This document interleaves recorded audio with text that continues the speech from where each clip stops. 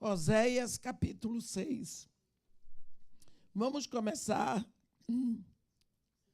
Vinde e tornemos para o Senhor, porque Ele nos despedaçou e nos sarará. Fez a ferida e a ligará. Depois de 2 dias, nos revigorará. Ao terceiro dia, nos levantará e viveremos diante dEle. Conheçamos e prossigamos em conhecer o Senhor. Como a alva, a sua vinda é certa, e Ele descerá sobre nós como a chuva, como chuva serôdia que rega a terra. Amém. Os irmãos podem sentar. Nós estamos fazendo uma reflexão esse final de semana, lembrando da verdade mais contundente que existe em todo o universo. Enfim, a redenção está sendo concluída porque ela está sendo aplicada a uma comunidade santa dos remidos do sangue de Jesus que estão num planeta no meio de todo o universo. Deus planejou, Deus decidiu que haveria um planeta no meio de todo o universo que seria cheio de filhos seus, filhos como Jesus. E para isso Deus tem trabalhado. Deus tem trabalhado e a visão dele é uma igreja, é uma noiva para seu filho. Então, primeira coisa, ele começa um trabalho no planeta Terra, que é a casa do homem. E houve a queda, mas Deus não recuou, porque Deus não desiste. O sonho de Deus é sempre realizado.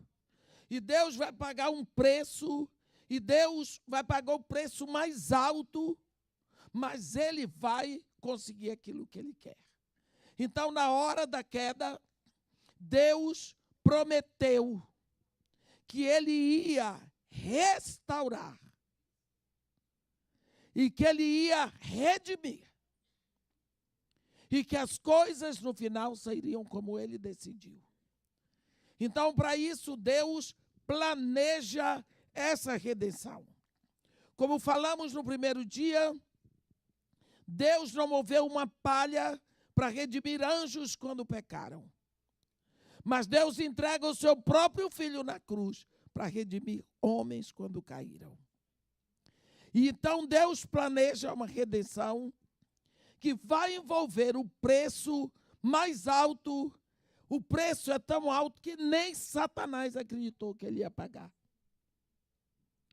E Deus então planeja uma redenção que será efetuada cabalmente, totalmente em seu Filho.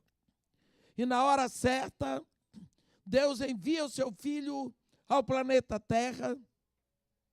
E Jesus, então, vai lá na cruz e paga o preço cabal pela humanidade. Ele paga com a sua própria vida. Ele bebe o cálice da morte para morrer a nossa morte, para que o Pai nos ressuscite todos junto com o seu Filho. E quando nós morremos a morte do primeiro Adão. Mas quando ressuscitamos já como filhos de Deus. Um dos grandes conselhos que eu dou na igreja é que todos têm que memorizar o capítulo 6, o capítulo 7 e o capítulo 8 de Romanos. Porque o capítulo 6 fala da nossa condição como pecadores. O capítulo 7 fala de um crente que é carnal. E o capítulo 8 de um crente que é espiritual. Pois o povo só quer saber de Romanos 8. É do crente espiritual, mesmo sendo ele um crente carnal. O que é que a gente vai fazer? Até que o Espírito Santo convença esse coração, eu vou continuar reclamando. Porque ali está escrito, mês contra reclamação. E tem a minha cara ali, não sei porquê. Tudo bem, mais uma do pastor Maurício. E Deus, então, envia seu filho. E seu filho paga cabalmente esta redenção. Ele mesmo grita entre os céus e a terra: tudo está consumado. Está pronto, está resolvido, está desfeito, tudo. Mas aí então entra a parte de Deus e Espírito Santo. Deus, o Pai, planeja, Deus, o Filho, paga o preço. Mas Deus, o Espírito Santo, vem corroborar a redenção. Ele será enviado para habitar neste planeta, para aplicar esta redenção a cada um de nós. Mas quando ele vem, ele não vem com um corpo preparado para ele. Ele vem porque já existem corpos prontos para ele. Então ele vem para ter como habitação o seu próprio corpo. Ele vem para nos transformar, cada um de nós, em um Jesus. Vamos ver como é que se faz isso. A Bíblia diz: e aqueles que de antemão Deus conheceu, a esses também predestinou para serem feitos conformes à imagem de seu Filho, para que seu Filho seja apenas o primogênito entre muitos irmãos. Está escrito no capítulo 8 de Romanos, versículo 29.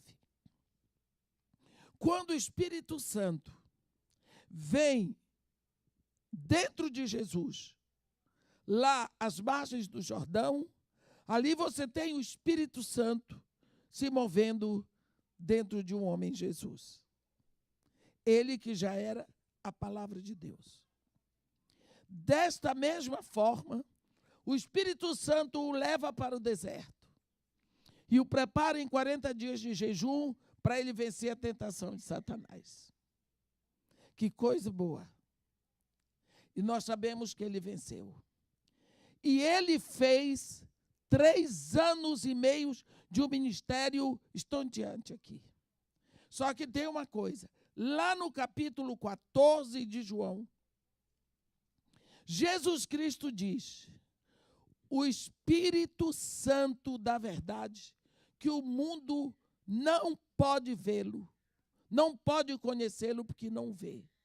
Mas vós o conheceis. Por quê? Ele aqui faz 2 momentos. Ele diz: porque ele está convosco e estará em vós. João 14, versículo 17. Ele diz: este Espírito hoje, enquanto Jesus não tinha ido à cruz, ele está convosco, mas ele estará futuramente em vós. O que significa que naquele momento o Espírito estava com os discípulos, porque Jesus estava ali e o Espírito Santo estava dentro dele. Mas depois da cruz, depois que Jesus subisse, o Espírito Santo viria para estar em cada um de nós. Então o Espírito Santo não habita no templo das paredes, ele não habita nos jardins, ele habita dentro de cada um. Esse é o primeiro passo que Deus dá para nós sermos iguais a Jesus. Quer dizer, na realidade, cada um de nós é uma habitação do Espírito. Isso nos leva a uma palavra de Davi, que Deus fala por boca de Davi. Aliás, Davi é um exemplo de profeta. Na minha visão, e a minha visão é o que eu leio na Bíblia, não tem um profeta maior do que Davi, no sentido do louvor e da adoração. Porque ninguém profetizou o louvor e adoração que se faz hoje, ninguém mais do que Davi. Lá no Antigo Testamento, esse homem profetizou tudo o que nós estamos fazendo hoje. Essa adoração aberta. Davi oferecia novilho para Deus, dizendo assim: hoje eu te dou novilho, porque é o tempo de derramar sangue. Mas eu sei que tu não gosta disso. Eu estou te dando porque é a hora hoje. Mas eu sei que o que agrada a ti é um coração contrito. Eu sei o que agrada a ti é sacrifício de louvor. Mas enquanto eu não estou lá, deixa para eles lá na frente. Davi, ele tomou uma providência no louvor, ele deu um salto. E não foi um salto mortal, foi um salto louco. Ele chegou a buscar a arca, que é a presença de Deus, fazer uma tenda no fundo do quintal dele, para poder ficar na presença de Deus. Quanto esse homem gostaria de viver hoje? Para ter Deus dentro dele. E ali surgiu um novo sacerdócio. Por quê? Porque entrou uma nova intrepidez na adoração. Eles agora ministravam de frente para a arca. Vê se pode. E outra coisa, eles compunham os seus hinos de adoração. Eu pergunto para você que está me olhando aí com essa cara bonita. Quantas vezes você já compôs uma quadrinha para Deus? Uma poesia para Ele? Quando foi que você fez isso? Mas, irmão, eu não sou poeta. Eu não estou perguntando isso. Eu estou perguntando se você já se esforçou para isso. Ou você chega para Deus todo dia com aquela berminana. Ah, Senhor Deus, meu Pai. Todo dia. Parece a música do Chico Buarque. Todo dia ela faz, tudo sempre igual. É por isso que você não tem prazer. Chega para Deus todo dia na mesminana. Chegue lá. Pelo menos dê um salto. Diga, Senhor, eu não sei o que fazer. Irmã de Meia disse que é para eu inovar. Estou eu aqui, sozinho para ninguém rir. Jesus disse que as coisas que você tem que fazer para Deus é você com Ele. E Jesus Cristo diz, entra no teu quarto, fecha a porta. E eu me junto a Jesus e digo, Senhor, com licença, deixa lá fora o celular desligado. Entra no teu quarto e fecha a porta. Por quê? Porque agora é só você e Ele. E ora ao teu Pai em secreto. E o teu Pai que te ouve em secreto te recompensará. Te recompensará. Você sabe a história daquele príncipe saudita? Não sei se eu contei para vocês. Que com 14 anos, olhando na internet, ele começou a se interessar pelo culto cristão. E ele começou a achar bonito os nossos cultos. Então, ele começou a pensar, por que esse povo cristão, eles adoram o Deus deles com tanta alegria? E por que nós aqui, muçulmanos, é tudo assim, que Deus é esse nosso triste? E o deles é tão alegre. Ele começou a ler a Bíblia na internet. Só que aos 16 ele foi descoberto. Ele já estava um crente de marca maior. Quando foi descoberto, ele não negou. Então ele vai ficar numa prisão domiciliar. Ele não pôde mais ir à universidade para não passar para os outros a vergonha de um príncipe saudita cristão. Aos 18 anos, ele ficou em prisão domiciliar, para que aos 18 anos ele fosse levado à corte, que ele teria que abrir mão de toda a riqueza dele, tudo o que ele tinha direito, porque ele era um traidor, ele era cristão. Então, mas ele não podia ficar privado da internet, porque ele era um príncipe. Então ele ficou dentro de casa. Ele fazia homeschooling, recebia os mestres lá dentro de casa e tudo. Mas aos 18 anos, ele teria que abrir mão de tudo e ficar preso para o resto da vida. Então, ele fazia o culto dele no quarto dele. E quando a igreja começava a saltar de alegria, ele saltava também, ele acompanhava o culto. Mas um dia ele disse para o Senhor Jesus, eu vou compor uma música minha para o Senhor. ninguém vai ouvir mesmo, é só o Senhor. E ele compôs, bem alegre. Depois ele disse, agora eu não sou boa de dança, mas eu vou dançar para o Senhor. Mas é dança árabe. O Senhor vai ter que receber dança árabe de louvor. Então ele dançava. Ele diz que eram 3 passos para lá, 2 para cá. Aquele negócio de homem dançando música árabe. Não sei se vocês já viram. É até interessante. E ele dava 3 saltos. E todos os dias ele fazia o culto doméstico dele. E dava lá os saltos dele. Quando ele fez 18 anos, foi marcada a época dele comparecer à corte. Mas quando chegou lá para darem a sentença, não podiam, porque faltava uma foto dele num dos documentos. Então, teriam que fazer a foto dele para poder ser levada. Entrou um oficial da coroa saudita e disse, com licença, deixa ele ir comigo. E o pegou. Todo mundo achou, eu vou levá-lo para tirar a foto. Ele também. Aí esse oficial o levou. E quando esse rapaz acordou, estava no Cairo. Levou mesmo. Estava no Cairo, numa sala muito bonita, numa suíte presidencial, num dos hotéis luxuosíssimos do Cairo.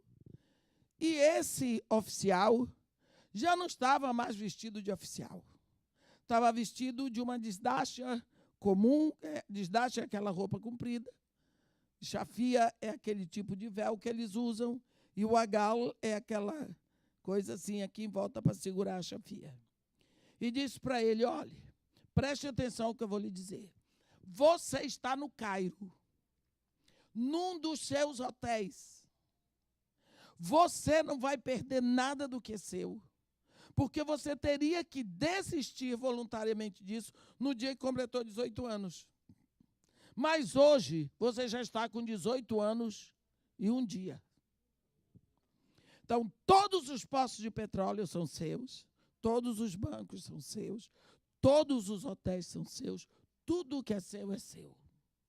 Aqui estão os seus cartões, os seus documentos, veio tudo com você. Então, agora você vai cuidar da sua vida aqui. Livre. E eu já vou. Ele foi perguntar para o oficial, mas quem é você? O que foi isso? Eu disse, mas quem é você? Ele, da porta, olhou para o rapaz e fez a dança que o rapaz fazia para ele, sorriu e desapareceu. Olha, o pastor Renato, da igreja de Vida Nova de Salvador, esteve com ele lá, no Cairo. Então você veja como esse senhor gosta dessa intimidade. Ele gosta e ele quer essa intimidade. Ele quer essa intimidade. A maior prova de que Deus quer essa intimidade conosco é que Deus virou os céus e a terra e ele disse, agora eu venho, pá, e venho habitar dentro de você. Não tem uma intimidade maior do que habitar dentro do outro, pois é isso que ele fez com você.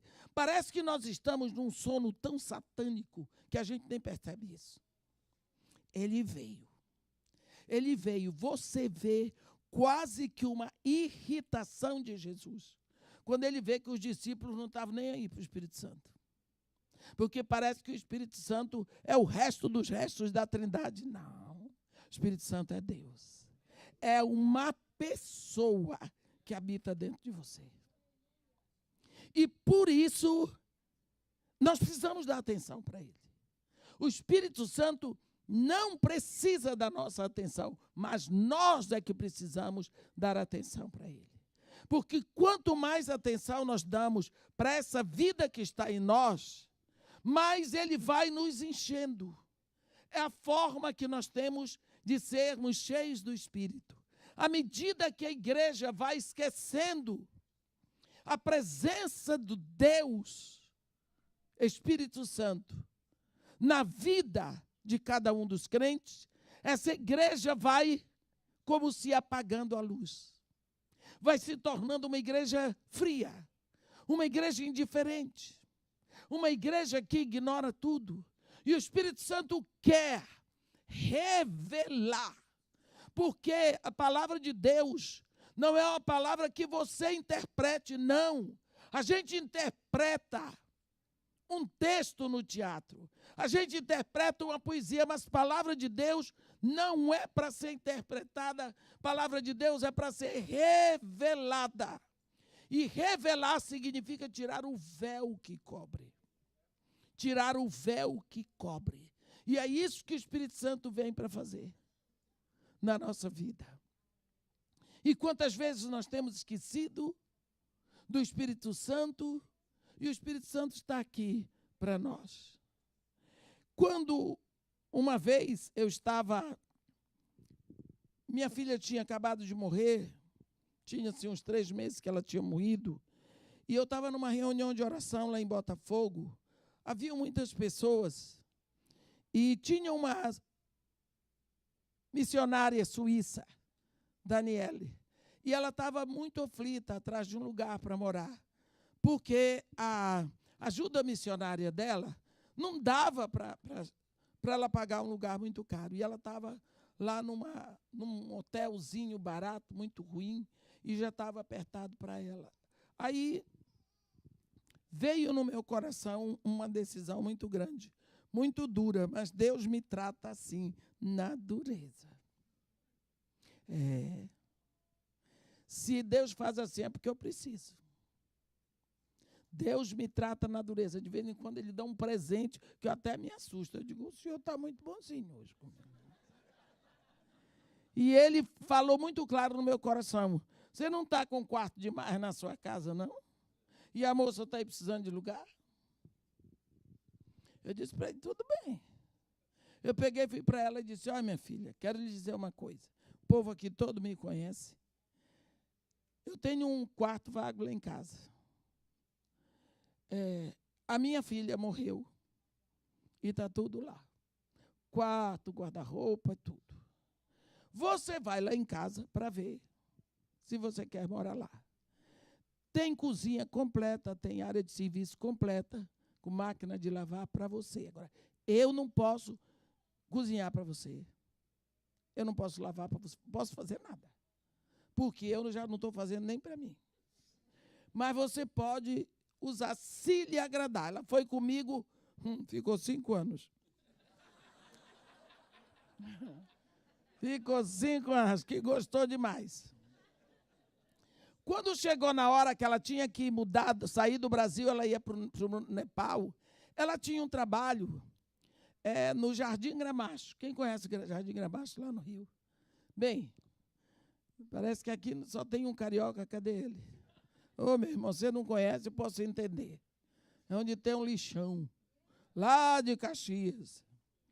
Aí, ela tinha um carro tão velho, que eu não sei como é que funcionava. Eu dizia que ele era o Sansão. Todo quebrado, mas funcionava. Botei o nome do carro dela, Sansão. E ela ia dar o Sansão para um homem lá que tinha um carro de pipoca. Mas ela já deixou o Sansão com o homem, mas precisava ajeitar os documentos. E se ela fosse voltar lá para levar os documentos, era capaz de perder o avião. Eu disse para ela, sossega, me dá os documentos, o nome do homem, endereço, tudo certo, que eu vou levar para você. Chega na hora de eu ir levar, bem, fui para a Central do Brasil, tomei um trem. No final do trem, tomei um ônibus. No final do ônibus, tomei uma Kombi. Não foi um carro, é uma Kombi, porque Kombi não é carro, mas é um meio de transporte. Só que eu tomei a Kombi errada. Quando eu consegui chegar, fiquei olhando, o motorista me disse, senhora não vai saltar, não? Eu disse, já chegou? Ele disse, é aqui o final de linha. Era no lixão. Eu nunca tinha visto o lixão na minha vida. Você olha assim, parece um mar de lixo. Eu disse, o que é que eu vou fazer aqui? Mas a Kombi não pôde dar a volta porque estavam chegando os carros da Conlurb, da Companhia de Limpeza Urbana. E era a hora que os carros desciam as caçambas para jogar o lixo. Na hora que os carros começaram a jogar o lixo, saía do meio do lixo criança, gabiru. Vocês sabem o que é gabiru? Aqueles ratos desse tamanho, bem criados, bem cevados, com toda a liberdade. Todo mundo. Perto tem umas árvores que já não tem mais nem folha, mas tem urubu. Cheio de urubu. No que os caminhões descem a caçamba, os urubus descem. Surge de dentro do lixo uma mulher. Tem que ter uma mulher. Se não tiver, não tem graça. Uma mulher negra, forte, bonita, assim que nem eu. Ela surgiu, mas ela ficou em cima do lixo. Mas que mulher admirável. Eu fiquei impressionada com a profeteia da mulher. A mulher xingava os urubus. Mas ela tinha uma precisão nos palavrões, era só palavrão horrível. Ela dizia um atrás do outro, parece que ela tinha ensaiado. Ela nem respirava, pá, pá, pá, pá, pá. Eu disse, o quê? Como é que uma pessoa sabe tanto palavrão? Pior que eu sabia todos. Eu sabia que era palavrão. Porque eu não esqueci, eu só não digo. Você sofreu de amnésia quando Jesus lhe trouxe? Não. Deixe de ser mentiroso. Você sabe de tudo que não presta, você não faz mais. É isso. Ele purificou a sua memória, mas ele não tirou a sua memória. Então eu sabia que aquilo tudo era palavrão. Uns, para mim, eram totalmente novos, mas eu sabia que era palavrão. Só uns. Mas vamos deixar isso para lá. Eu fiquei impressionada como é que uma pessoa sabia tanto palavrão. Fiquei olhando, e era palavrão carioca. A mulher era carioca. Viu, meu irmão? E eu fiquei lá parada. Eu disse, Senhor Jesus, essa mulher tem um brilho que nem todo mundo tem. Essa mulher tem uma voz que impressiona. Essa mulher tem uma presença que me diz que ela não veio a este mundo para ficar falando com urubu. Eu vou pedir para o Senhor uma coisa. Abre as portas para que eu possa me aproximar dela. Se o Senhor fizer isso, eu vou ganhar essa mulher para o Senhor. Sabe por quê? Porque eu tenho a impressão que é isso que o Senhor quer. Me ajuda a discernir esse mistério. Orei ali, falei e fiquei lá. A mulher não chegou perto nem nada, eu continuei indo lá. Até o dia que eu pude me aproximar dela. O nome dela era Zilda. Bem, fui várias vezes, consegui tirar a mulher de dentro do lixão, fiz e aconteci por ela e tudo, e marquei para ir no dia 23 de dezembro para fazer uma ceia com ela para o Natal. Sabe por quê? Porque até aquele momento eu não tinha conseguido falar de Jesus. Cada vez que eu ia para lá, eu ia certo, Espírito Santo, eu já jejuei, o Senhor vai me dar a palavra hoje. Chegava lá, cadê a palavra? O Espírito Santo não dava nada. Eu disse, eu vou continuar pedindo, porque quando vem uma coisa no meu coração, fico. Nesse dia eu fui, sentamos, e cadê a palavra que não vinha? Não vinha. Quando eu vi que parece que o Espírito Santo não estava aí para mim, eu disse para ela, olha, vamos, eu vou orar para nós fazermos o nosso lanche, porque senão ia ficar muito tarde para eu voltar para casa. Nisso ela perguntou para mim, quando foi mesmo a primeira vez que eu vi a senhora? Eu disse, olha, Zilda, eu não sei a primeira vez que você me viu, mas eu sei a primeira vez que eu vi você. Foi assim, assim, assim, contei para ela a história e disse, menina, você dizia tanto palavrão. Ah, ela riu. Ela riu assim, com meio como quem estava envergonhada. Eu disse, ela fez assim para mim. Ah, se a gente não fizer assim, eles levam tudo, os urubus. Eu disse, mas eles, não adianta, Zilda, é perda de tempo, porque eles não entendem o que você diz. Ela fez assim, como quem diz, não estou nem aí. Aí a mensagem veio. Veio uma mensagem com tanta força. E Deus me levou lá em Hebreus. Eu disse para ela, você gostaria que os urubus entendessem o que você fala? Ela disse, eu queria sim. Eu disse, só tem um jeito. Ela, como se você vira urubu? Ela olhou para mim com desalento de quem disse, eu sabia que ela era doida. Antes que ela me mandasse de lá, porque ela era braba, eu disse para ela, conheço alguém que fez isso. Ela, virou urubu? Eu disse, não, diferente. Virou homem. Aí eu disse para ela, você sabe de Deus? Olha, vê quando chove, é Deus. Aí eu fui falando das coisas, da natureza, do Deus Criador que ela conhecia. Do ar que você respira, das moscas que você vê, do sol que se põe toda tarde, da lua que aparece toda noite e depois desaparece. Eu fui falando para ela das coisas do Deus Criador, Jeová Elohim. Meus irmãos, vocês não sabem como Deus quer ser considerado pelas coisas que criou. Você vê que quando Jó estava naquela situação, Deus fez Jó calar e Deus foi fazendo perguntas para ele sobre as coisas pequenas que Deus tinha criado. E Deus não respondeu nenhuma pergunta de Jó.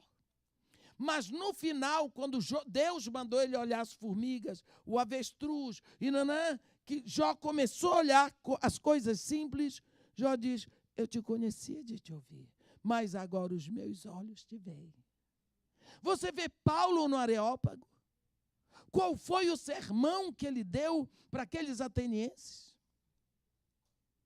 Senhores atenienses, em tudo vos vejo acentuadamente religiosos, porque passando e observando os lugares do vosso culto, encontrei também entre eles um altar ao Deus desconhecido. Pois esse que adorais sem conhecer é precisamente aquele que eu vos entrego. O Deus que criou os céus, a terra e o mar e tudo que neles existem. Você vê, ele foi falar do Deus Criador. O evangelho simples. Você vê lá no capítulo 14 de Apocalipse, João diz que viu no meio do céu voando um anjo com o evangelho eterno para ser pregado a todos aqueles que se assentam sobre a terra. Sabe qual é a pregação deste anjo voando no meio do céu? Temei a Deus e dai-lhe glória, e adorai aquele que criou os céus, a terra e a fonte das águas. Olha o evangelho simples. Eu fiz isso com essa mulher, aprendi a descer e chegar onde Deus quer. Porque Deus não quer que a gente suba, Ele quer que desça aos menores. Porque Ele desceu até nós. E eu fui pregando para ela o Deus que criou o sol, a terra, o ar que ela respira. E fui, e ela estava ouvindo. Eu disse, olha, esse Deus falou com os homens de todo jeito. Porque lá em Hebreus está escrito, havendo Deus falado outrora, de muitas formas pelos seus servos os profetas, nesses últimos dias tem falado através do seu Filho. Então, Deus falou de todo jeito. Me lembrei das alianças. Falou por uma aliança edênica, por uma aliança adâmica, por uma aliança abraâmica, por uma aliança noética, por uma aliança mosaica, por uma aliança davídica. Ele falou de tantas formas, mas o homem não atentava para o que Deus dizia. Porque Deus é Deus e o homem é homem. Então, o que foi que Deus fez? Ele virou homem. ele virou homem. Ele se botou, numa palavra, no ventre de uma virgem. Quando nasceu um menino e Deus dentro. E o menino cresceu e Deus dentro. E quando você vê, era um homem de barba e bigode e Deus dentro. Falando com todo mundo, olhando para todo mundo, comendo, chorando, vivendo com todo mundo, ensinando. Era Deus de dentro daquele homem falando com o povo. Ele se vestiu de homem. Ela deu um grito. Zilda deu um grito. Ai, meu Deus! Então é isso que é Jesus Cristo. Eu digo, é esse Jesus Cristo que veio estar conosco. É o próprio Deus. Ele chegou a dizer, quem vê a mim, vê a Deus. E foi assim que esta mulher recebeu, mas recebeu tudo do Evangelho. Quando ela morreu, ela já era a dirigente do culto de intercessão de lá. Porque compreendeu que Deus veio a nós na pessoa de Jesus. Porque Deus criou um corpo para ele no ventre de uma mulher. Mas quando Deus vai mandar o seu Espírito, ele diz, não preciso criar corpo. Tem o corpo dos meus filhos. Ele se rende ao meu filho, ficam meus filhos e eu posso habitar dentro deles.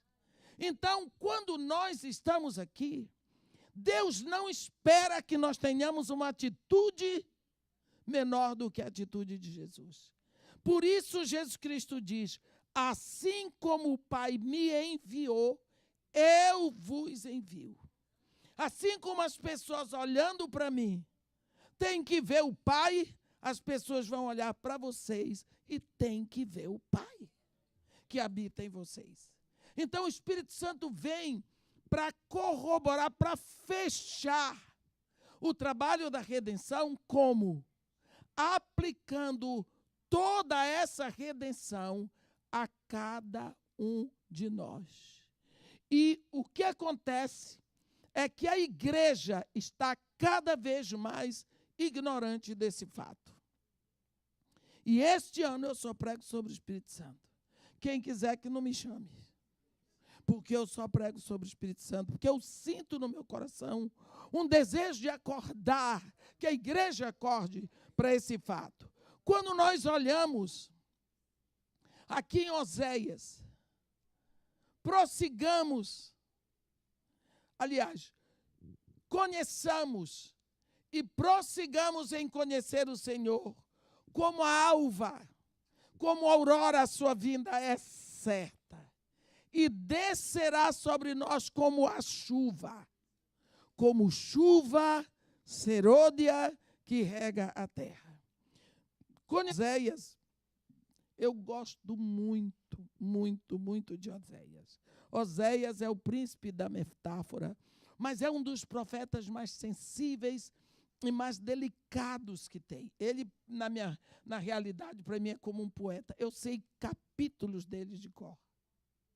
Porque ele é sensível demais. Toca o meu coração. A palavra de Deus pela boca de Oséias. Nisso, pelo que nós lemos aqui, nós vemos que existem em Israel 2 períodos específicos de chuva.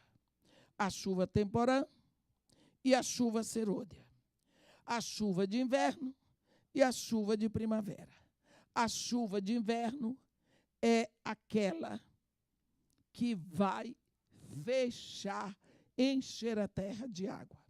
Aqui nós vemos essa mesma expressão em Joel 2, versículo 23, quando ele diz, alegrai-vos, filhos de Sião, regozijai-vos no Senhor vosso Deus, porque Ele vos dará em justa medida a chuva. Vos dará em justa medida a chuva. Fará descer como outrora a chuva temporã e a chuva serôdia. Quando nós vemos isso, nós vemos que Oséias está apenas mostrando que essas chuvas, elas representam o modo como Deus virá sobre aqueles que o conhecem. Aqui sobre a chuva, nós vemos mais um momento de trabalho do Espírito Santo. As abundantes chuvas de inverno em Israel, elas encharcavam a terra. Encharcavam. Chovia, chovia, chovia. A terra ficava encharcada. Essas chuvas enchiam as cisternas, enchiam os poços, enchiam as fontes naturais. E assim, elas deixavam a terra preparada. Por quê? Porque quando viesse da primavera em diante, as chuvas ficam esparsas e ficam mais leves. Então, na primavera viria uma chuvinha aqui, outra chuvinha lá, mas era mais leve, eram mais esparsas. E essas chuvas de primavera, elas serviram para manter o solo umedecido por causa da plantação. Mas lá embaixo haveria um lençol de água, porque as chuvas de inverno já tinham deixado, não é? E isso levaria a plantação a crescer, para aguentar esse tipo de seca que aconteceria antes da colheita. Assim, nós vemos que primeiro vinha aquela chuva forte, abastecia o solo, e depois vinha uma chuvinha aqui, outra ali, para manter o trabalho. Assim, o profeta está nos dizendo que vai ser o derramar do Espírito. Se nós lembrarmos o derramar do Espírito Santo no princípio, quando o Espírito Santo veio, ele saturou a igreja. Ele saturou a igreja com chuvas como chuvas do inverno. A vinda do Espírito Santo foi tão marcante que a Bíblia diz que ele veio fazendo barulho como vento impetuoso. Apareceram distribuídas línguas de fogo. Haviam milagres e prodígios. Aqueles discípulos colocaram o mundo de cabeça para baixo, no mover do Espírito Santo. Mas antes da vinda de Jesus, haverá a chuva de primavera, que prepara a igreja para retirar o precioso fruto da terra. Nós vemos quando Tiago ele diz que é para nós sermos pacientes até a vinda do Senhor, não é?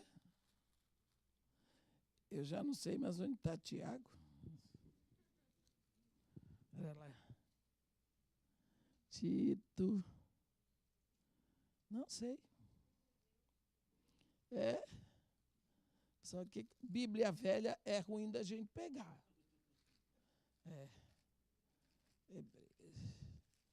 Está aqui. No capítulo 5 de Tiago, tem uma palavra tão bonita que ele diz. No versículo 7. Olha essa palavra.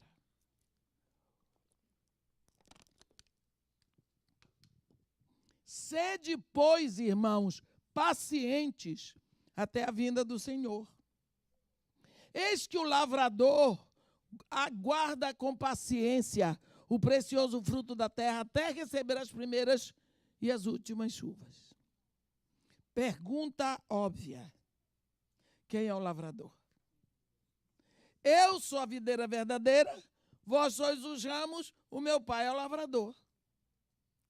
Este lavrador, diz Tiago, que ele está com paciência, esperando as primeiras e as últimas chuvas. Quem é que vai dar as primeiras e as últimas chuvas? Deus, o Espírito Santo. E o Espírito Santo já veio e já deu as primeiras chuvas, Pentecostes. Agora o lavrador está esperando que o Espírito Santo dê as últimas chuvas. Então, quando a terra estiver preparada, o lavrador vai retirar da terra o precioso fruto. E que precioso fruto são os seus filhos. Porque eu vejo muita gente, tem gente que liga para mim. Ô, irmã, o que é que a senhora acha da vinda de Jesus? Eu disse, não acho nada. Eu não acho. Mas a senhora não acha que ele está voltando? Eu digo, tá. Outro dia eu falei isso com meu filho era adolescente. Ele disse, mãe, mas Pedro já dizia que Cristo está voltando. Eu disse, menino, não fala assim. Mas, mãe, isso é uma coisa. Está voltando, parece Pedro Pedreiro. Conhece a música do Pedro Pedreiro? Pedreiro, esperando o trem que já vem, não chega.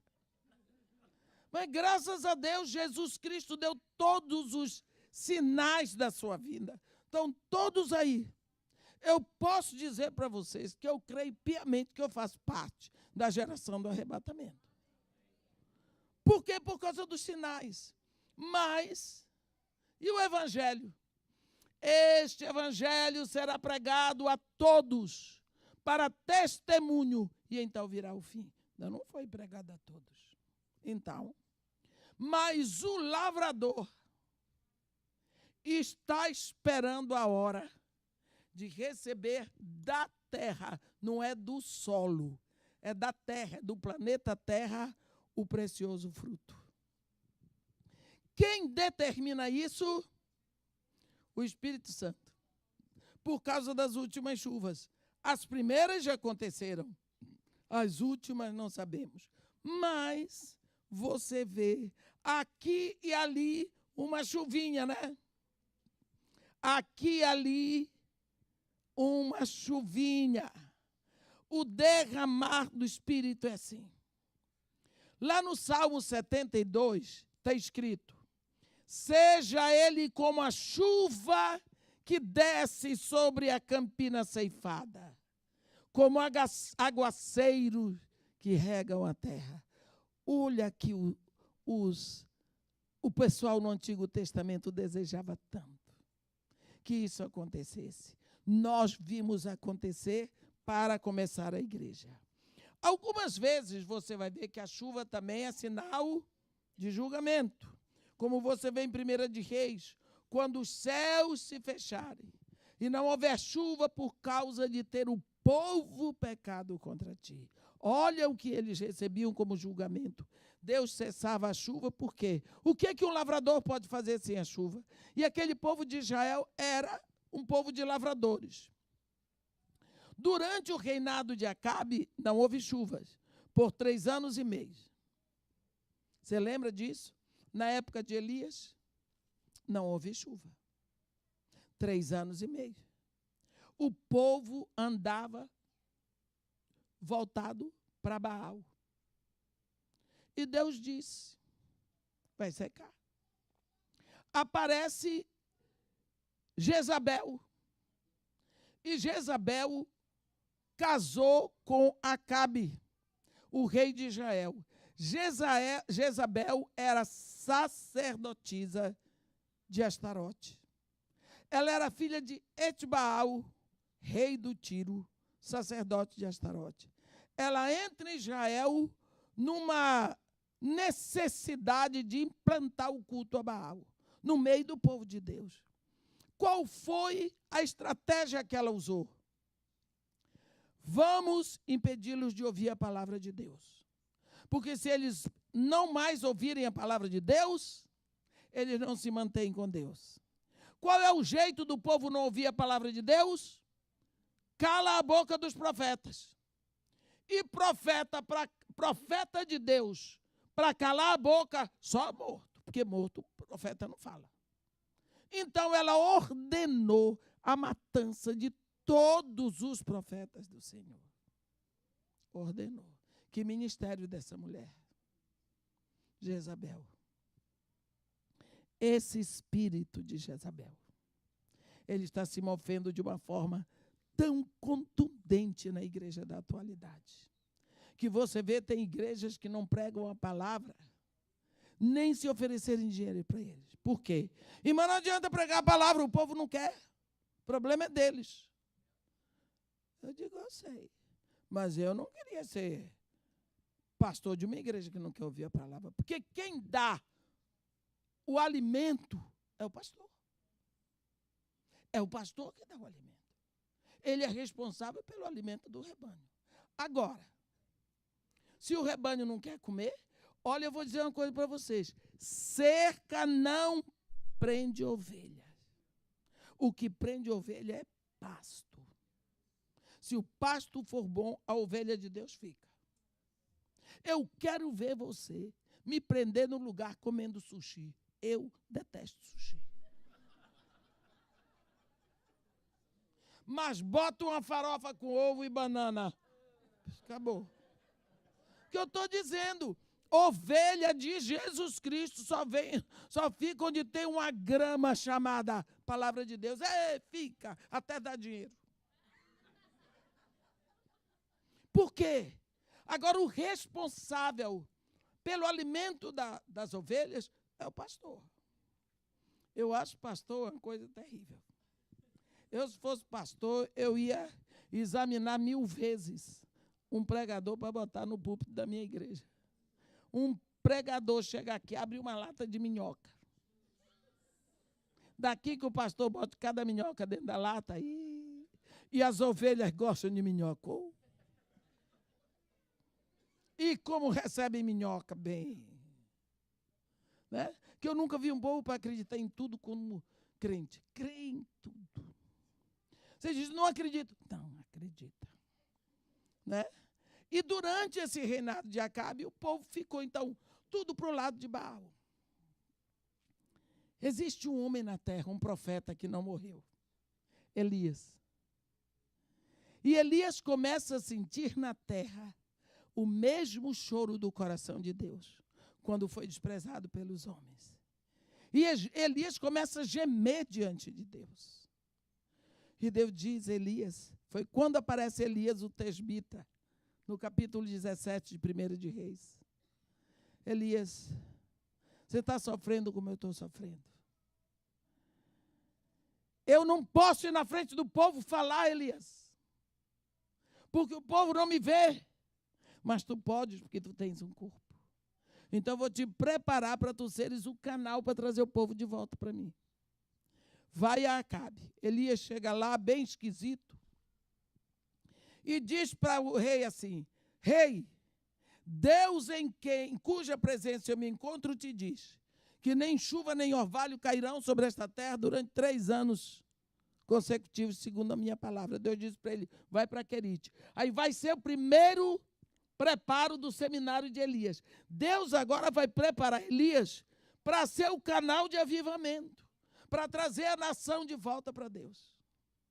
1 ano e meio em Querite, comendo comida do bico de corvo, bebendo água da fonte. Lá, fora de casa, fora da família, fora dos seus costumes, fora de tudo. Quando secou a fonte de Querite, Deus o manda, vai para Sarepta, que ordenei uma viúva que te sustenta. Lá vai Elias para fora do país, numa região dominada por sidônios, região de Baal, mais 1 ano e meio numa dieta de azeite com farinha de trigo. Misericórdia.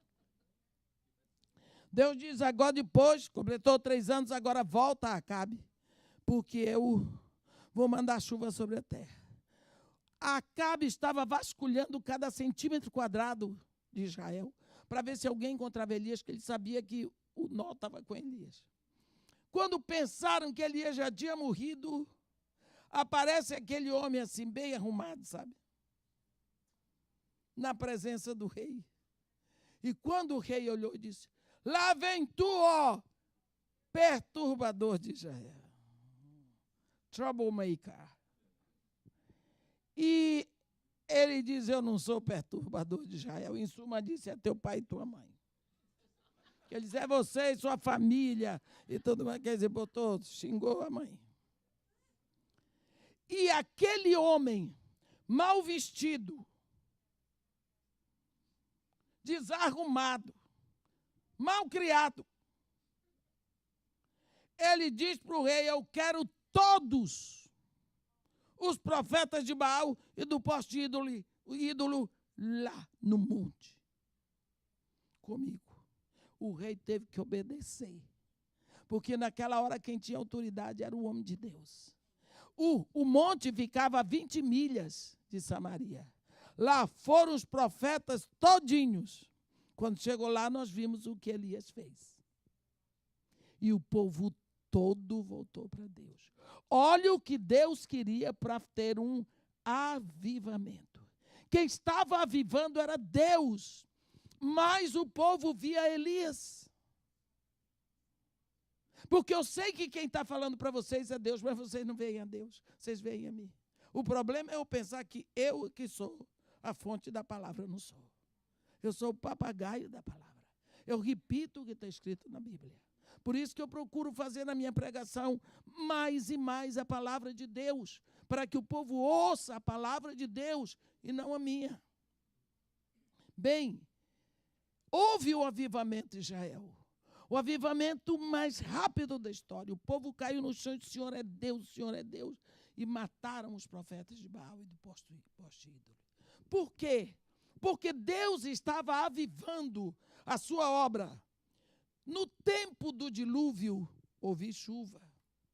Deus não apenas manda a chuva, Ele pode impedir as chuvas. Às vezes a chuva vem como desaprovação de Deus, como foi na época do dilúvio. Em 1 Samuel 12, você vê de novo sobre chuva. Nós vemos que Deus chamou trovões na terra. Ele chamou trovões e chuva fora de tempo para castigar o povo. A Bíblia diz: então invocou Samuel ao Senhor, e o Senhor deu trovões e chuva naquele dia, pelo que todo o povo temeu em grande maneira o Senhor e a Samuel. Isso está escrito em 1 Samuel 12, no versículo 18. Então nós vemos como Deus usa a chuva. O Espírito Santo, às vezes, tem que lidar com julgamento sobre os filhos de Deus. Esse julgamento que o Espírito Santo de Deus traz não tem nada a ver com condenação, tem a ver com correção. Em 1 Coríntios 11, no versículo 30, Paulo fala disso, ele diz: eis a razão pela qual há entre vós muitos fracos e doentes, e não poucos dormem. Por quê? Por causa do pecado. Então, nós vemos que Paulo aqui fala não apenas do lado físico do pecado, mas do lado psíquico. O Espírito Santo, no seu zelo pela igreja, no seu zelo pelo trabalho do rebanho, está sempre disciplinando para polir. Ele não gosta que sofremos, mas ele sabe que sofreríamos muito mais se ele não nos disciplinasse. Sabemos perfeitamente que a chuva sempre cai do céu, não é? E caindo do céu, muitas vezes nós esquecemos a bênção que é a chuva. Nós vemos Elias intercedendo para que Deus mandasse chuva, como um sinal de aprovação. Eu gosto daquele trecho, que ele fica aqui intercedendo. Essa posição de intercessão de Elias, a Bíblia diz que ele botava a cabeça entre os joelhos. Essa é a posição que naquela época as mulheres pariam. Elas botavam a cabeça entre os joelhos. Quando uma pessoa bota a cabeça entre os joelhos, significa que ela apertou, ela comprimiu totalmente o ventre. Aí a criança sai. Ela separava as pernas e botava a cabeça entre os joelhos. Não dá para eu fazer isso nunca mais na vida. E a criança nascia. Elias botou a cabeça entre os joelhos porque ia parir um milagre. Um milagre ia ser visível. Então, ele mandou o servo dele lá em cima para olhar para o mar, para ver a arbitragem de Deus. O servo disse: não tem nada, ele volta. Não é? Lá no Monte Carmelo. E disse: sobe e olha para o lado do mar. Ele estava orando pelo final da seca e pedindo chuva. Por ele enviou o rapaz lá no pico. O rapaz voltou e disse, não tem nada. Então ele disse, volta. 7 vezes. Eu vou te dizer, esse rapaz tinha perna boa. 7 vezes. Na 7ª ida, o rapaz voltou do topo e disse, eis que se levanta lá do mar, uma nuvenzinha, tamanho da mão do homem, lá do mar Mediterrâneo. Quando ele disse isso, ele disse, corre! É a chuva. É a chuva que vem, uma nuvenzinha do tamanho da mão, corre. Por quê? O choro do profeta está sendo atendido. A chuva está a caminho. Pode correr, porque já vem. Acabou. Deus mostrou a arbitragem. Quantas vezes eu sempre penso, se o servo de Elias ficasse ali, olhando para o profeta, mas que coisa interessante. Como é que o profeta ora, né? Ele bota a cabeça assim, que nem essa mulherada quando vai parir. Mas que coisa interessante. Um homem tão santo, numa posição dessa, tão feminina. Será que é problema de gênero?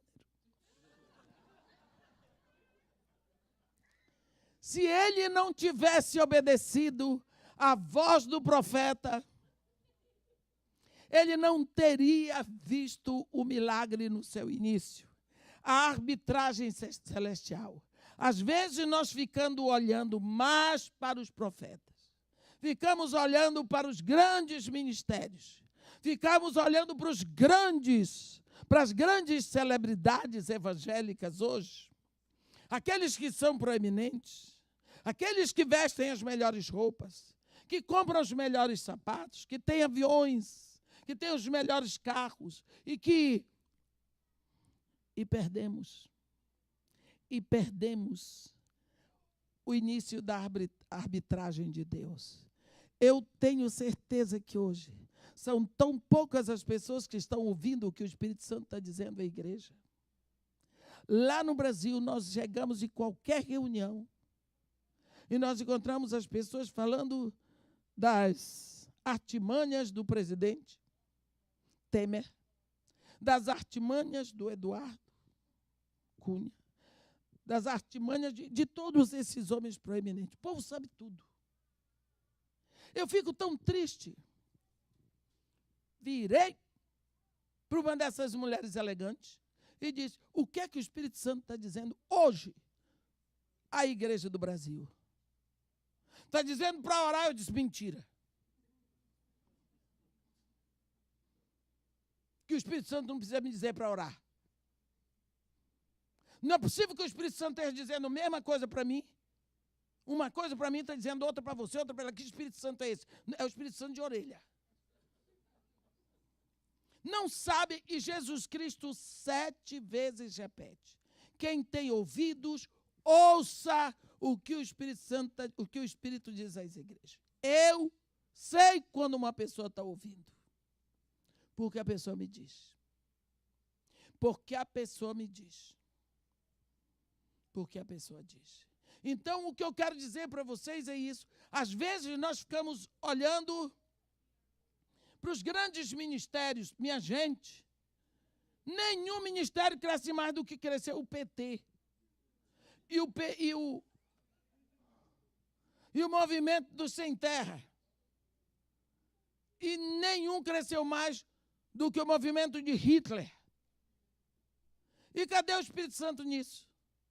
Para crescer, esse crescimento precisa do Espírito Santo.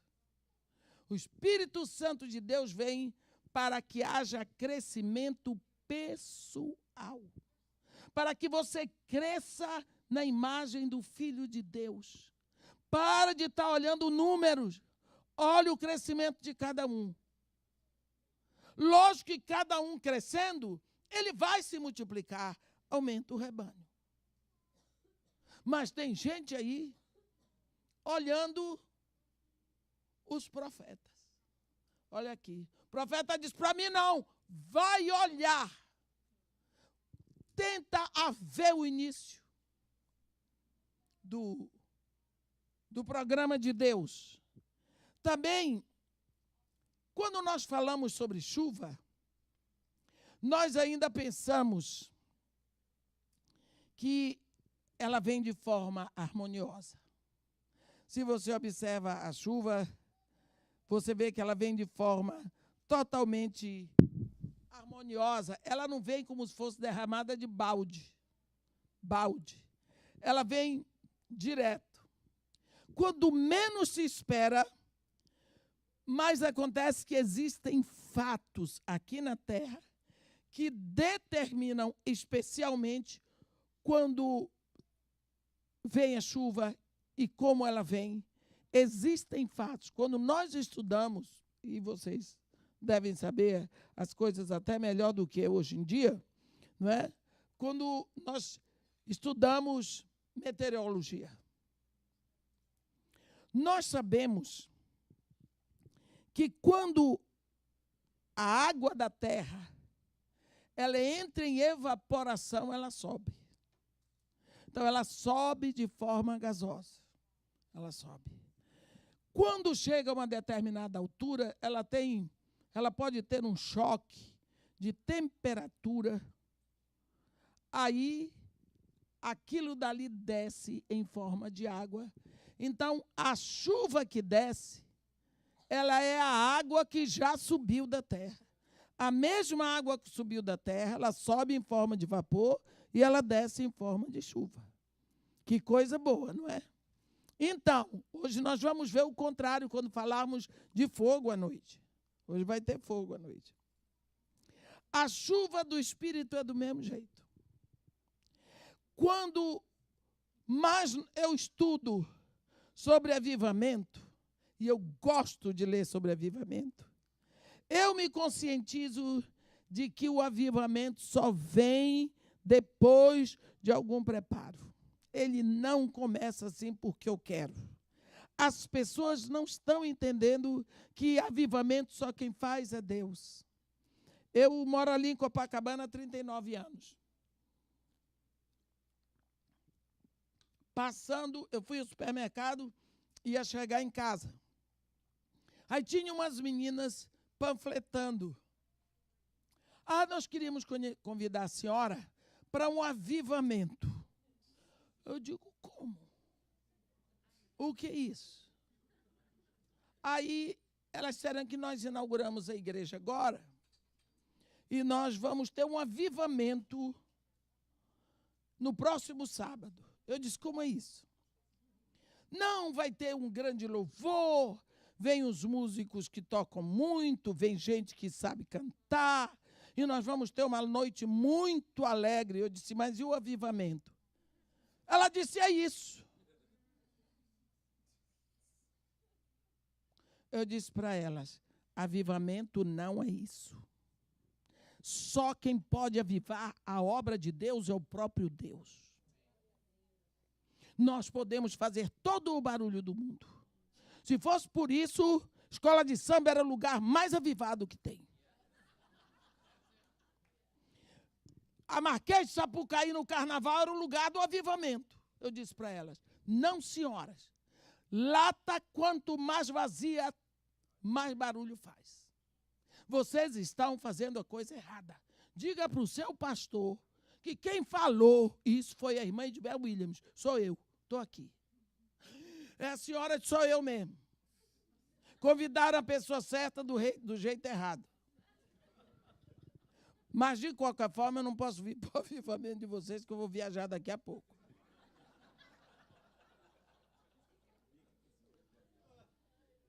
Só que, olha a oração do profeta Abacuque. Aviva a tua obra, o Senhor, no decorrer dos anos. E no decurso dos anos, faze-a entendida. Só quem pode mandar o avivamento é Deus. É Deus. Você ouve falar do avivamento que houve na América do Norte, em meados do século XVIII?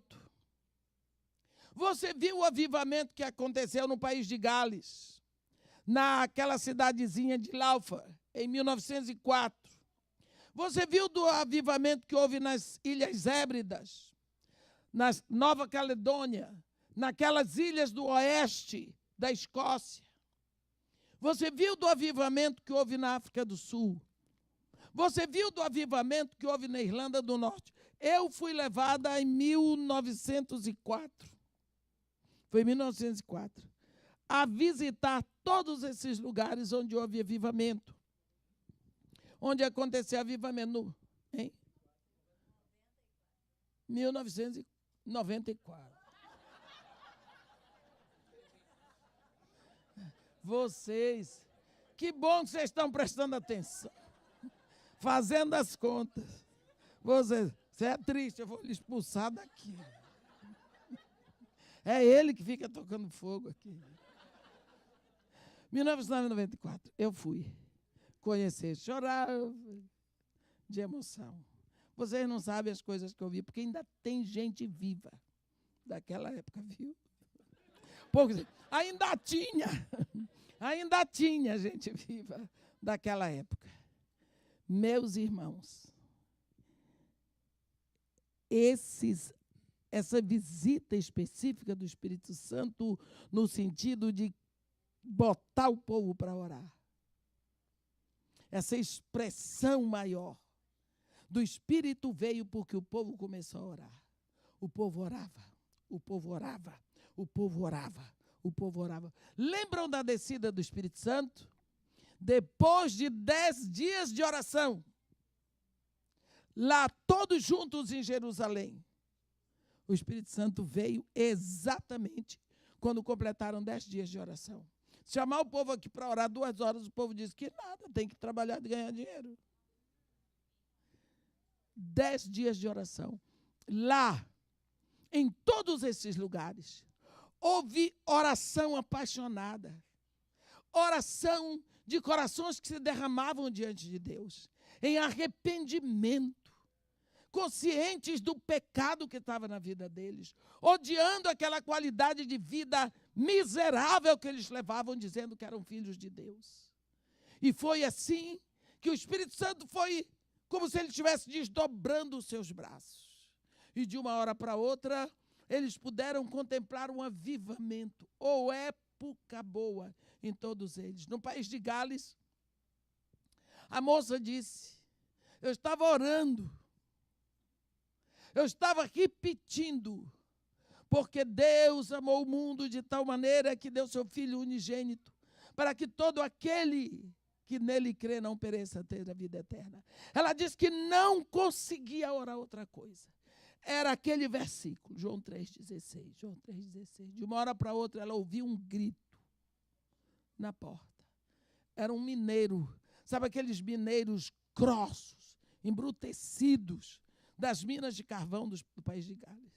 Ele dizia assim, eu sou pecador, me perdoa, eu sou pecador, convencido de pecado. Se jogou, ele não conseguiu entrar na igreja, ele caiu nos degraus. Que aqueles mineiros, eles vinham correndo das minas para chorar dentro da igreja. Lá em Enniskillen, eles me disseram a mesma coisa na Irlanda do Norte. Fui visitar aqueles lugarzinhos ali onde teve o avivamento. Nós vemos que antes de cada um desses momentos, teve oração fervorosa, oração apaixonada, teve agonias de coração, lágrimas de espíritos em expectativa da chuva do Espírito cair de acordo com o desenho de Deus. De acordo com o desenho de Deus. Olha o que a resposta de Deus para Salomão. Se o meu povo que se chama pelo meu nome, a igreja, se humilhar, orar, buscar a minha face e se arrepender dos seus maus caminhos, eu ouvirei do céu, perdoarei seu pecado, sararei sua terra, estarão abertos os meus olhos e atentos os meus ouvidos para a oração que se fizer neste lugar. Mas cadê o povo que ora, que se arrepende, que busca a face de Deus? Por quê? Porque a alma humana está carente. E uma das melhores coisas sobre a chuva, meus irmãos, é que a chuva é livre. Eu estava lendo sobre um avivamento na África do Sul, e o pastor de uma igrejinha daquelas que eu conheço bem, porque eu sou de uma dessas igrejas, ele sentiu no coração um desejo de que a congregação dele fosse cheia do Espírito. Ele queria uma igreja mais viva, né? E ele convidou o povo. Ele disse: eu quero que vocês venham para cá às 5 horas da manhã. E nós vamos orar a partir de 5 horas da manhã. E ele, palavra boa do pastor, animou o povo. Vamos orar durante um mês, 5 horas da manhã. Isso ele fez domingo. Segunda-feira o povo estava lá às 5 horas da manhã. Terça-feira tinha metade do povo. Quarta-feira tinha um quarto do povo. Quinta-feira, no final de semana, ele estava só. Sozinho na igreja. O povo não queria mais acordar de madrugada. Ele disse: mas vou continuar. Convidei o povo, eu disse que eu ia orar. Vou continuar. Ele continuou, levantando 5 horas da manhã e indo para a igreja. E ele chorava e dizia: Senhor, eu estou sozinho, o povo não vem, mas eu vou ficar aqui, eu vou falar com o Senhor, e pai. E ele chorava, e ele cantava, e ele lia a Bíblia, e ele orava. E Deus foi trazendo ao coração dele pecado oculto na vida dele. Está vendo? E ele foi confessando. E ele foi confessando. E ele foi sentindo mais prazer de ir para lá às 5 horas da manhã. Ele disse que ia para a cama à noite já pensando 5 horas da manhã. Quando foi um dia ele estava orando, orou. Alguém lá de trás disse amém. Ele disse: opa, tem mais uma. Tinha uma velhinha. As velhinhas têm uma grande parte nesse ministério. E eles oraram e tudo, ele ficou animado, no outro tinham 5. E assim a igreja começou a encher. E foi assim a partida para que Deus deixasse o Espírito Santo abrir os seus braços de dentro de cada um. E houve um enchimento do Espírito tão grande, mas começou com um pastor sozinho. Com um pastor sozinho. Tem muita gente que vai para a igreja orar, mas ele está orando por alguma coisa para ele. Na minha igreja, na Inglaterra, com um pastor meu, tinha uma oração toda quarta-feira de noite. E todo mundo ia, mas cada um tinha que fazer a sua oração no final. E tinha uma moça que ia com a mãe dela, a mãe velhinha, viúva, e ela levava a mãe. Quando chegava na hora de orar, todo mundo já sabia qual era a oração dela. Senhor Deus, eu te peço, me dá um marido. Pronto, todo dia depois já vem fulano pediu marido. Mas graças a Deus que ela pediu marido a Deus, não saía por aí procurando. Ela queria que Deus mandasse o marido. Quando foi um dia, o povo já estava reclamando. Vocês sabem como é crente, né? Crente reclama. Pastor, ninguém acredita, ninguém aguenta mais com aquela mulher. É só pedir marido, só pedir marido, só pedir marido. E o pastor estava com medo de falar com ela e ela desistiu de ir. Quando foi um dia, o pastor resolveu: não vou chamar. Ela é minha ovelha e eu tenho que ajudar. Foi lá. Minha querida irmã, é tão bom você vir. Aquela coisa de pastor, cuidado para não ferir a ovelha. Nos agradecemos a Deus pela sua vida, porque você traz sua mãe aquela história toda. Mas eu tenho notado que você sempre ora por você. Eu queria pedir para você tentar pedir alguma coisa para os outros. Tirar você da frente e pedir alguma coisa para alguém, em vez de pedir para você. Dá para você fazer esforço? Ah, pastor, faço. Quando é quarta-feira à noite, ela chegou lá com a mãe dela. Chegou na hora dela orar, ela, Senhor Deus, meu Pai, dá um genro para minha mãe.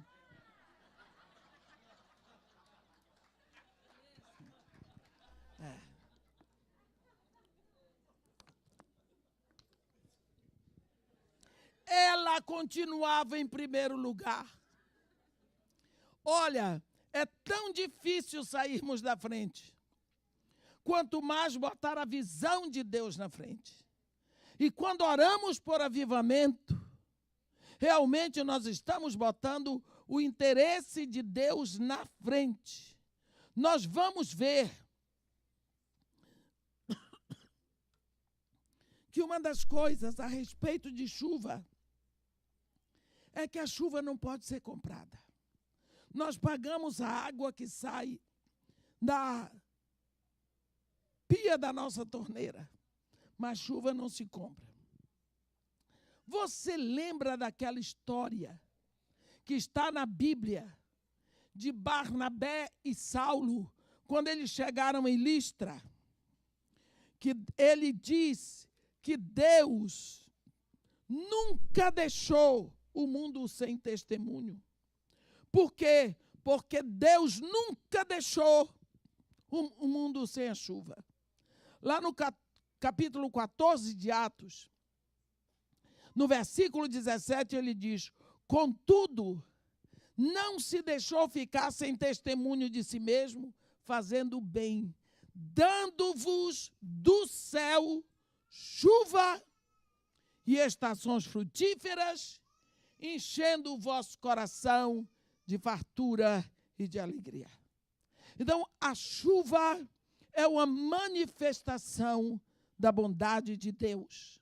Só Deus pode produzir a chuva, meus irmãos. Nós vemos na palavra de Jeremias. Gente, esse capítulo 14 de Jeremias é um capítulo que traz ao nosso coração o prazer de orar como uma criança. Você vê o coração do profeta Jeremias nas orações que ele faz.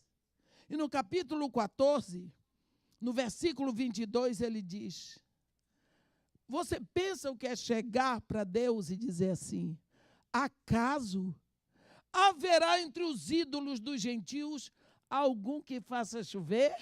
Não. Ou podem os céus de si mesmo produzir chuvas?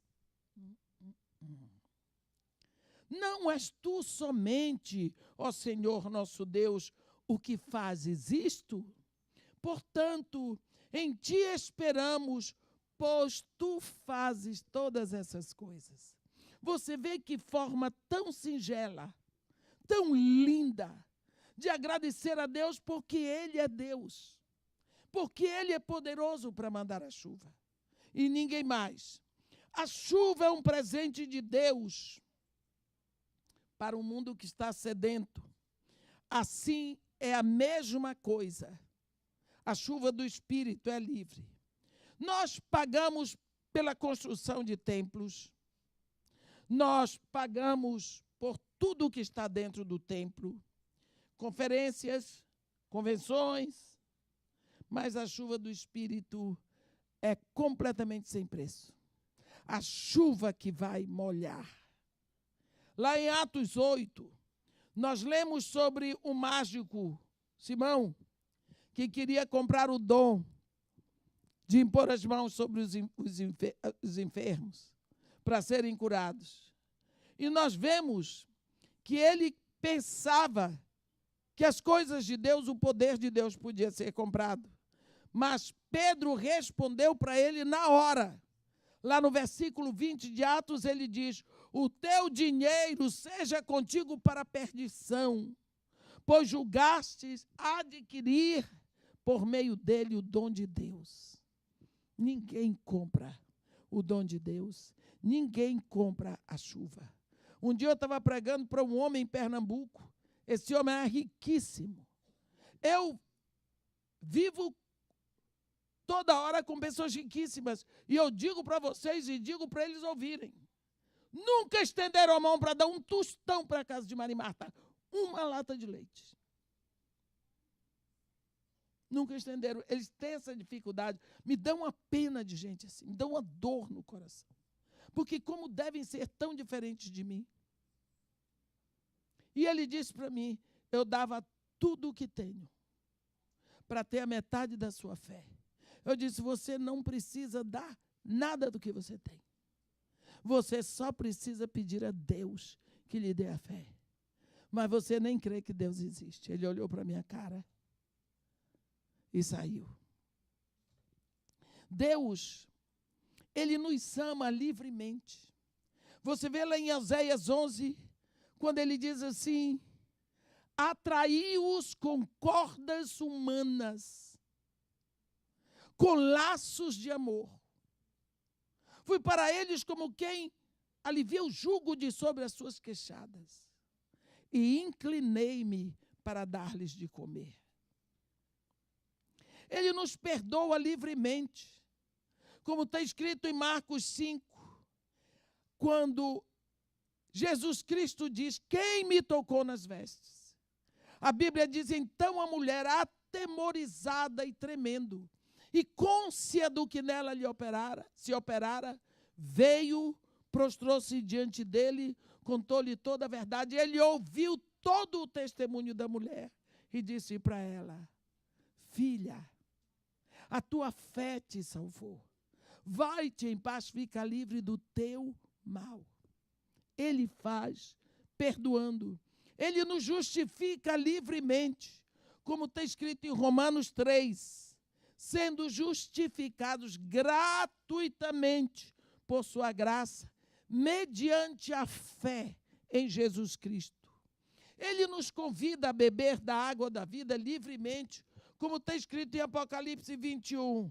Eu, a quem tem sede, darei de beber da água da fonte da vida.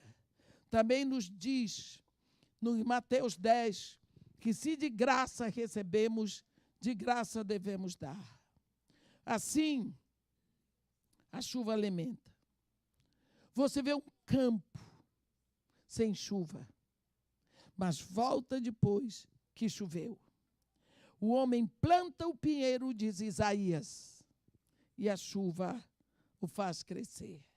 Nós vemos que crescer na riqueza de caráter, crescer na nossa comunhão com Deus, crescer na riqueza material para ficarmos influentes e poderosos, mas quantas vezes nós crescemos no modo inverso do que deveríamos crescer? O Espírito Santo pode nos levar a lugares mais altos.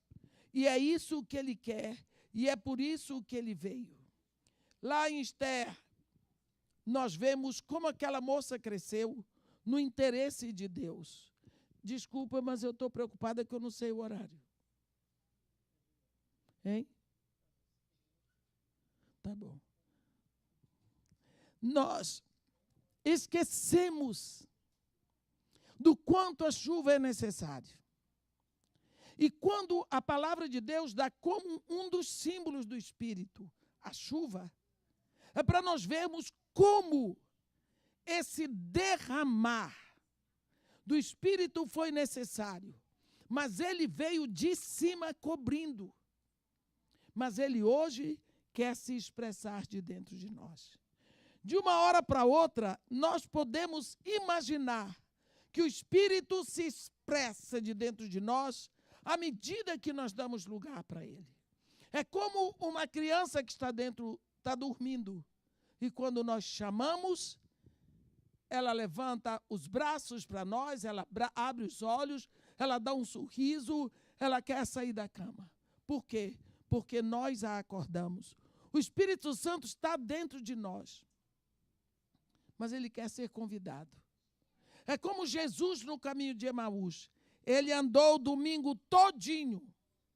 Esperou ser convidado para entrar na cidade e entrou.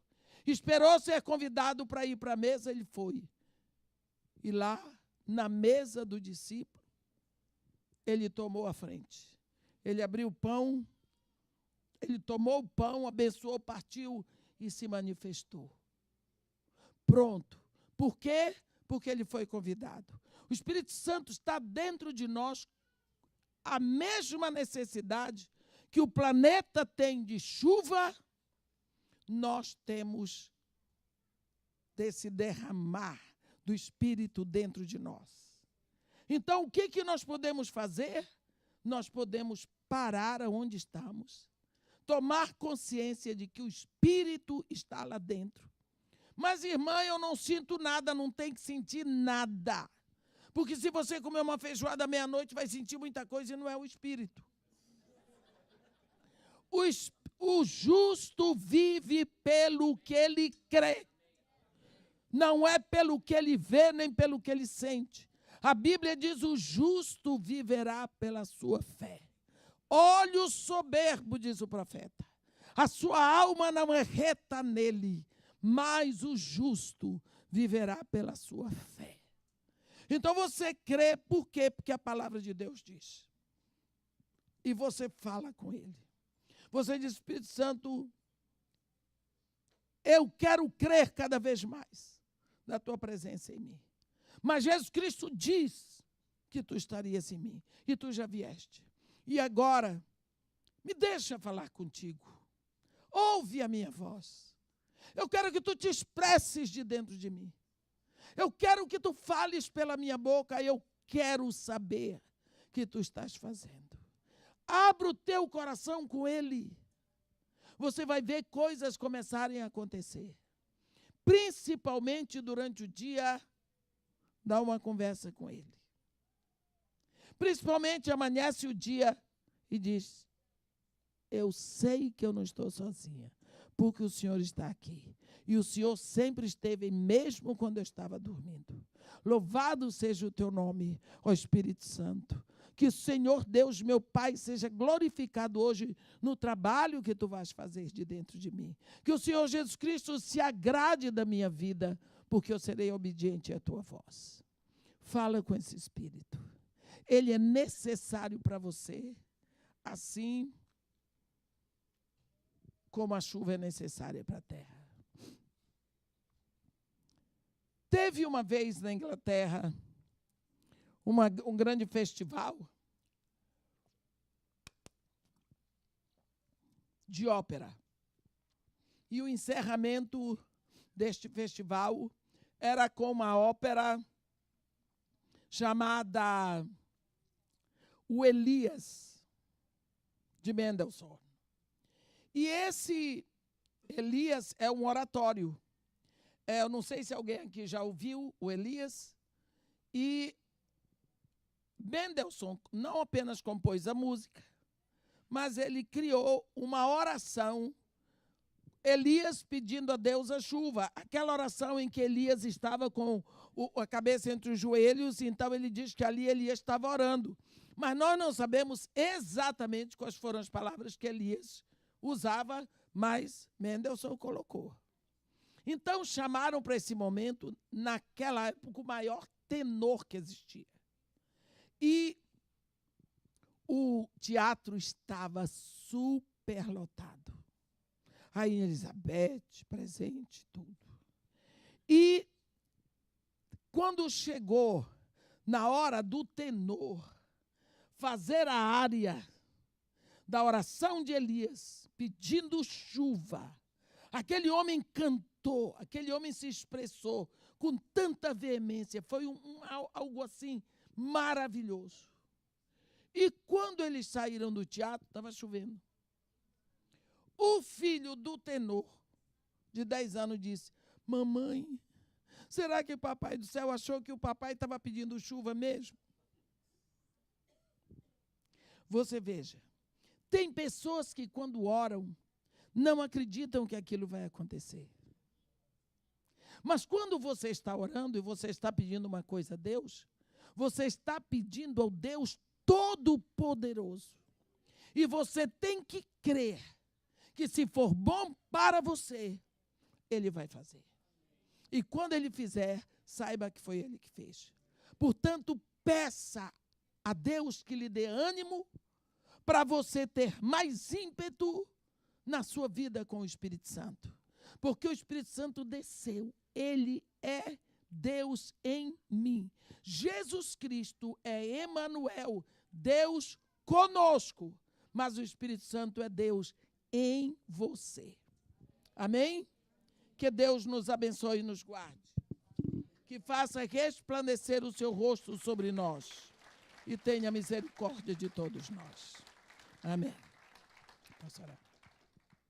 Senhor Deus nosso Pai, nós te agradecemos, porque o Senhor tomou todo o encargo pela nossa redenção. Se não fosse o seu amor por nós, nós estaríamos perdidos completamente até hoje. Louvado seja o teu nome, Pai, porque o Senhor, na sua paciência, primeiro entregou o seu Filho, para que o Senhor pudesse exercer a sua residência em cada um de nós. Quem somos nós, Senhor? Senão miseráveis pecadores que estávamos perdidos nos nossos pecados e delitos, como a sua palavra diz em Efésios. Mas o Senhor veio e no seu amor, o Senhor tem tirado a venda dos nossos olhos, porque o Senhor tem se expressado pelo seu Espírito Santo. Que o seu nome seja louvado e glorificado. Pai querido, nós te pedimos a expressão do Espírito de dentro de nós. Que nós possamos ser completamente atentos à presença desse Espírito, para que nele nós possamos crescer, para que nele nós possamos produzir, para que nele nós possamos te adorar, e através dele e no trabalho dele nós possamos ser filhos teus, iguais a Jesus como tu queres. Que a tua vontade seja feita em nossa vida. Isso é o que nós pedimos e te agradecemos em nome de Jesus. Amém.